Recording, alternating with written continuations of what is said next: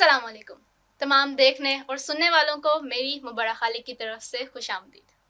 आज का प्रोग्राम हमारे लिए बहुत अहम है, स्पेशली हमारे स्टूडेंट्स के लिए, क्योंकि आज हम बात करेंगे स्कॉलरशिप्स के हवाले से। हमारे साथ मौजूद हैं मोहम्मद अदनान साहब, जो कि ICF हैं, रजिस्टर्ड काउंसलर हैं। इनका 17 साल का स्कॉलरशिप्स पाकिस्तानी बच्चों के लिए स्कॉलरशिप्स में एक्सपीरियंस है। इन्होंने दुनिया के 12 डेस्टिनेशंस पर पाकिस्तानी स्टूडेंट्स के लिए स्कॉलरशिप्स कैसे हासिल की जा सकती हैं, उस बारे में इनकी महारत है। हम इनसे गुफ्तगू करते हैं, इनके मशवरे लेते हैं और जानते हैं कि हमारे बच्चे ऐसी स्कॉलरशिप्स कैसे हासिल कर सकते हैं। अस्सलाम वालेकुम अदनान साहब। थैंक यू सो मच, आपने हमारे प्रोग्राम में शामिल हुए। आप हमें बताएं कि सबसे पहले ये स्कॉलरशिप्स हासिल करने का क्राइटेरिया क्या है? ये बेसिकली सबसे पहला क्राइटेरिया होता है कि आपके एकेडमिक्स कैसे हैं। एकेडमिक बेस है कि आपकी एकेडमिक्स कैसी है, उसकी बेस के ऊपर आपके स्कॉलरशिप्स होते हैं। और ना कि एकेडमिक्स है, उसके साथ आपकी दूसरी आपने और स्पोर्ट्स में कैसे हैं, कम्युनिटी वर्क में कैसे हैं। ये ओवरऑल जो स्कॉलरशिप अवार्डिंग बॉडीज़ हैं, वो क्या करती हैं कि वो इस चीज़ को लेके जब आपको असेस करती हैं, वो देखती हैं कि आप ओवरऑल आपका कैसा रहा है। अब किस तरीके से जो स्टूडेंट है, ये खाली पढ़ता ही तो नहीं रहा, इसने कुछ और भी काम किया है, इसने कम्युनिटी वर्क में पार्टिसिपेट किया है, इसने स्पोर्ट्स में पार्टिसिपेट किया है। तो ये एक उसने एक एकेडमिक्स के साथ उसने पूरा एक जर्नल, एक पूरा उसका एक फ्रेम है, जिसके अंदर वो स्टूडेंट को फिट करता है और उसके बाद जाकर डिसीजन करता है इसको स्कॉलरशिप देना है कि नहीं देना। यानी कि सिर्फ और सिर्फ पढ़ाई नहीं, एक्स्ट्रा करिकुलर एक्टिविटीज़ भी बहुत है। एक स्टूडेंट के लिए सिर्फ वो ये नहीं कि उसका GPA अच्छा हो, लेकिन ये भी साथ साथ कि वो स्पोर्ट्स में कैसा है, उसका एक्स्ट्रा करिकुलर एक्टिविटीज़ में कितना इंटरेस्ट है, ये भी बहुत है। अच्छा, हमें ये भी बताएं कि किस तरह की स्कॉलरशिप्स जो हैं वो अवेलेबल हैं?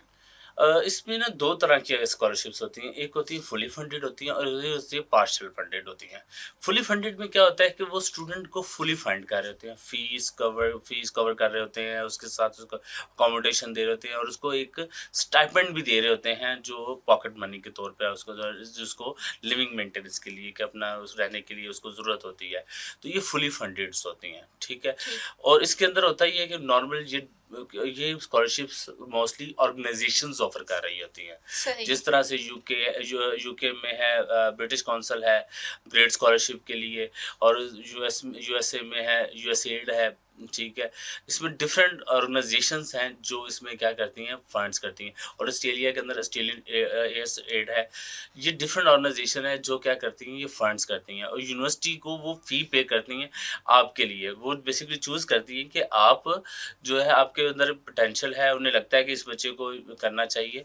और फुली फंडेड स्कॉलरशिप में होता ये है कि 2 तरह के आते हैं। एक होता है आप डायरेक्टली अप्लाई करते हो और एक होता है कि आप HEC के थ्रू अप्लाई करते हैं। आपने किसी भी गवर्नमेंट ऑर्गेनाइजेशन जो आपको ऑफर कर रही है, उसके थ्रू आप अप्लाई करते हैं। तो ये स्कॉलरशिप्स होते हैं। और जो पार्शियल स्कॉलरशिप होते हैं वो डायरेक्टली स्टूडेंट यूनिवर्सिटी के अंदर अप्लाई करता है।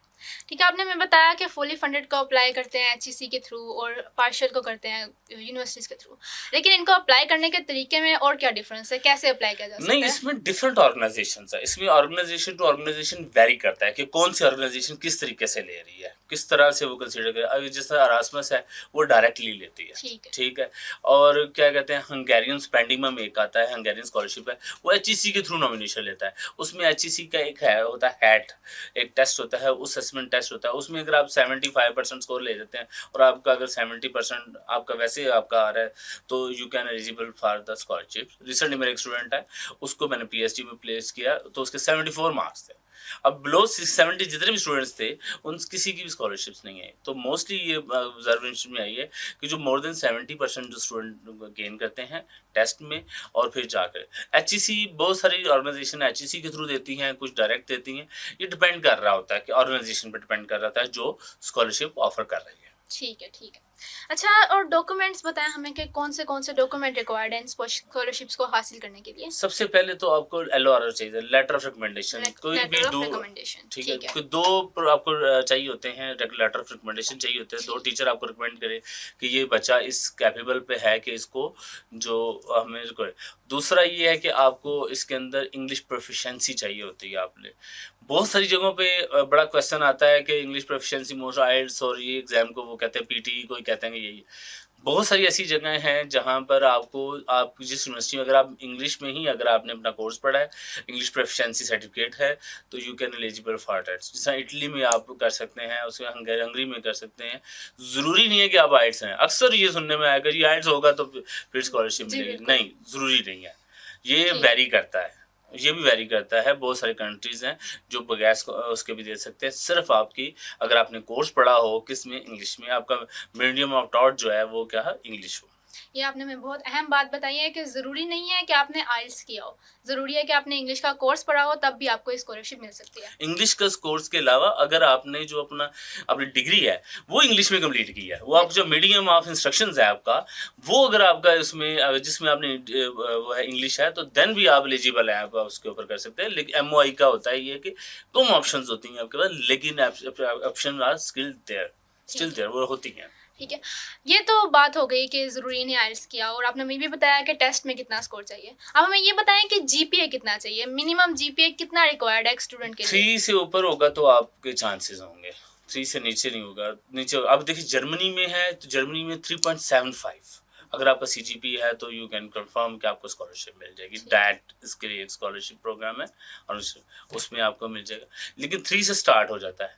बहुत सारे कंट्रीज से 3 से स्टार्ट हो गया, 3.25, 3.5, ये डिपेंड कर रहा होता है कि किस। और दूसरा एक और चीज़ भी इसमें डिपेंड करती है कि हम अक्सर कहते हैं कि हर चीज़ हर एक के लिए नहीं है। समटाइम ऐसा होता है कि कुछ ऐसे कोर्सेज हैं, ऐसे शोबा आ जाता है, ऐसी चीज़ें हैं जहाँ पर आपको क्या होता है, आपका स्कोर, आपको नंबर कम चाहिए होते हैं। तो आपने कहा कि जीपीए वेरी करता है, ज़रूरी नहीं है कि आपका जीपीए 3.75 हो तभी आपको स्कॉलरशिप मिलेगी। कुछ यूनिवर्सिटीज़ के लिए 3 से ऊपर जीपीए भी इनफ होता है। अच्छा, हमें ये भी बताएं कि स्कॉलरशिप के जो फंड मिलते हैं, इन स्कॉलरशिप के थ्रू जो फंड मिलते हैं, उनको इस्तेमाल करने में कोई रिस्ट्रिक्शंस है कि किस चीज़ के लिए इस्तेमाल किया जा सकता है और किसके लिए नहीं किया जा सकता? ऐसे रिस्ट्रिक्शंस इसमें कुछ नहीं है। जो फ़ीस होती है ना, वो डायरेक्टली जो स्कॉलरशिप की जो फंडिंग ऑर्गेनाइजेशन है, वो क्या करती है, वो डायरेक्टली यूनिवर्सिटी को फ़ी पे कर देती है। आपको सिर्फ वो पे करती है आपके जो लिविंग एक्सपेंस हैं, जो आपको डे टू डे एक्सपेंस के लिए जो पैसे चाहिए होते हैं, बेसिकली आपको वो प्रोवाइड करते हैं। तो वो ज़रूरी नहीं, वो आप पे डिपेंड करता है, आप उसको जैसे मर्ज़ी करें। लेकिन जो आपको की जो फ़ी है, जो आपकी अकोमोडेशन की है, वो डायरेक्टली वो यूनिवर्सिटी को पे करती है। यानी कि आपके हाथ में वो पैसा आता ही नहीं कि आप उसको किसी जी, गलत तरह से इस्तेमाल कर सकें। नहीं, वो होता है इस तरह से। अब जिस तरह यूएस में क्या होता है कि यूएस में फॉर एग्जांपल आपको वो कहते हैं कि जी 1 लाख डॉलर आपको देते हैं, तो वो क्या कर देते हैं, आपको ही दे देते हैं कि आप दे दें। तो फिर आप पे डिपेंड करता है कि आप किस तरह से करें। लेकिन मोस्टली ये होता है कि वो आपको जो है ना, वो डायरेक्ट यूनिवर्सिटी को पे करते हैं। तो क्योंकि स्टूडेंट जो है वो सही तरीके से उसको यूटिलाइज नहीं, उसे पता नहीं मैंने इसको किस तरह करना है। वो जो अकोमोडेशन है, जो उसकी फ़ी है, वो डायरेक्टली यूनिवर्सिटी को पे करता है। आपको सिर्फ वो पे करता है जो आपको मंथली बेसिस पे कुछ चाहिए होता है। वो भी आपको इकट्ठे नहीं पे करते, वो भी आपको मंथली बेसिस पे देते हैं कि आप पर मंथ आपको फॉर एग्जाम्पल आपको $1600 है या $2000 है, जितने उन आपके बनते हैं। लेकिन जो फंडिंग जो थी वंस आ जाती है, अप्रूव हो जाती है कि इतनी फंडिंग है। जिस तरह से अरास्मस के थ्रू क्या होता है कि अरास्मस के थ्रू आपको 5000 वो पहले दिन एलोकेट कर देते हैं, लेकिन आपको वो 600 जो है ना वो पर मंथ के हिसाब से देते हैं।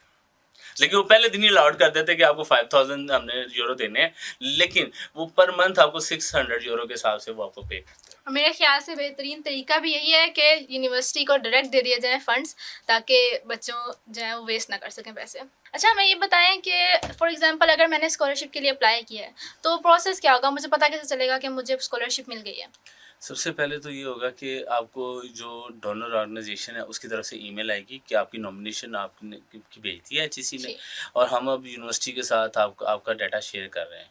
फिर यूनिवर्सिटी आपका एक इंटरव्यू कंडक्ट करेगी और उसके बाद जाकर वो आपको एक लेटर ऑफ एक्सेप्टेंस देगी कि आपका इतनी अमाउंट है, ये आप हमने एक्सेप्ट कर लिया है और ये आपकी ग्रांट अप्रूव्ड हो गई है। ठीक, बिल्कुल। अब हमें आखिर में बस ये बताएं कि कौन से ऐसे क्रेडिबल सोर्सेज हैं जिनके थ्रू हम ये स्कॉलरशिप्स ढूंढ सकते हैं? डिफरेंट इसमें पोर्टल्स हैं, डिफरेंट हैं। आप सबसे बड़ा जो है वो है अरास्मस है यूरोप के लिए, ठीक है, और फुल ब्राइट है यूएस के लिए, डैट है जर्मनी के लिए। ये डिफरेंट हैं, बड़े स्कॉलरशिप्स हैं, प्रोग्राम्स हैं। तो इसके थ्रू जो है ना रासमस सबसे बड़ा है। अगर आप उसमें होता है कि उसमें आपको बहुत सारी ऑप्शंस होती हैं आपके पास कि आप वहाँ पर अपना प्लेसमेंट कर सकते हैं उसके थ्रू, ठीक है। तो इसलिए ज़रूरी है कि आप अपना ये 3-4 जो मैंने ऑर्गेनाइजेशन, बड़ी ऑर्गेनाइजेशन जो आपको मैंने बताई हैं, उसके ऊपर आप लाजमी जो है ना अपने आप को रजिस्टर करें, और उसके बाद आप ना न्यूज़लेटर अपने जितने भी हैं वो उसको आपको ईमेल करते रहेंगे। जो जो स्कॉलरशिप स्टार्ट हो रही होंगी, जिस यूनिवर्सिटी में स्टार्ट हो रही होंगी, वो आ जाए इसमें। हम भी आपको यही एडवाइस करेंगे कि जो बड़ी-बड़ी इन्होंने जगह बताई हैं, एरास्मस और दोबारा रिपीट कर दें तीनों? डैड और फुल ब्राइट स्कॉलर यूएस के फुलब्राइट लिए, स्कॉलरशिप यूएस के लिए, यूएस के लिए, ऑस्ट्रेलियन एड इसके लिए ऑस्ट्रेलिया के लिए। ये डिफरेंट पोर्टल्स हैं। इन जी। पोर्टल्स के अपने आप उधर वहाँ पे आपको रजिस्टर करें, वहाँ पर वो आपको इन्फॉर्मेशन देते रहेंगे, वहाँ पे उसको प्रॉपर उसको विजिट करते रहें, उससे आपको प्रॉपर इन्फॉर्मेशन मिलती रहेगी। Thank you so much Adnan साहब आपका आने के लिए और हमें ये सारी इन्फॉर्मेशन देने के लिए। आप सुन और देख रहे हैं PFM 104.6। मैं थी आपके साथ मुबरा खालिक। हमारे प्रोग्राम्स देखना ना भूलिएगा, क्योंकि अगले प्रोग्राम्स में भी हम स्कॉलरशिप्स के बारे में बात करेंगे जो आपके लिए बहुत अहम है। बहुत शुक्रिया।